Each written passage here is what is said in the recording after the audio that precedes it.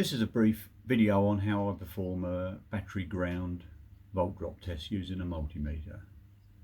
This particular test is used to determine the main engine ground condition, and this is very useful for looking at starting faults or faults that may occur after starting.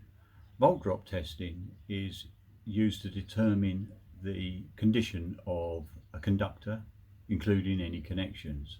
It is a much more accurate method of measuring circuit integrity than, say, using an ohm meter in areas like this. Typically I would carry out a battery test before I perform this volt drop test. So I'm just going to connect the multimeter up to the battery negative post, like that, and to the engine block, in this case, nice lifting eye. That means I'm going to be measuring any voltage drop between here on the battery negative, down through the cable, through any connections. In this case is a bolt to the gearbox, up through the gearbox to the engine block. Switch that on to DC volts, and on my meter I'll select min-max record. If you don't have min-max record, then it means you just got to be a bit quicker at looking at the meter whilst performing the test. So that just leaves me to start the car and record what we've got.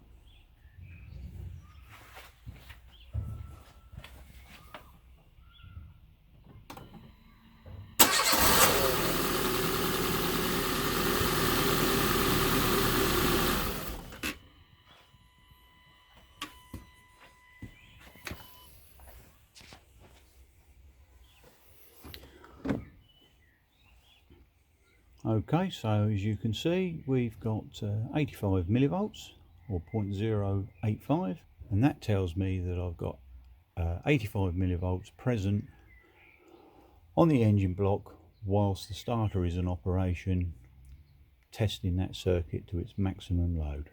Ideally that figure should be as close to zero as possible, and in this case that's pretty good.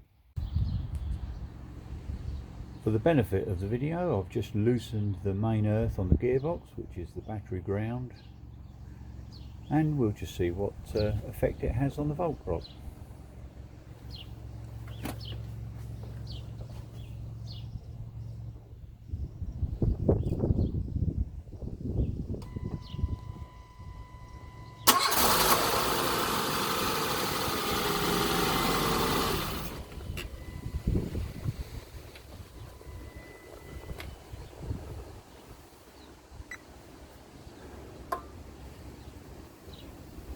Now you can see we've got 420 millivolts of volt drop,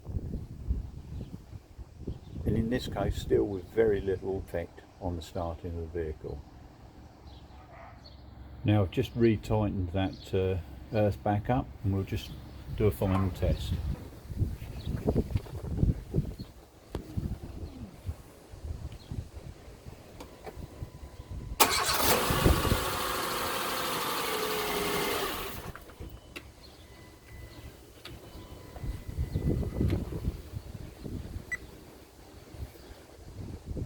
It's 70 millivolts, so we've just improved it on its original status. So to sum up, I've carried out a volt drop test from the battery negative terminal to the engine block whilst starting the car.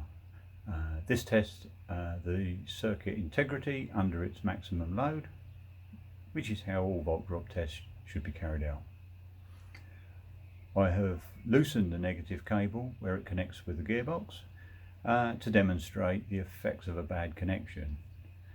And despite the engine starting every time with no apparent ill effects, the engine ECU did record multiple DTCs.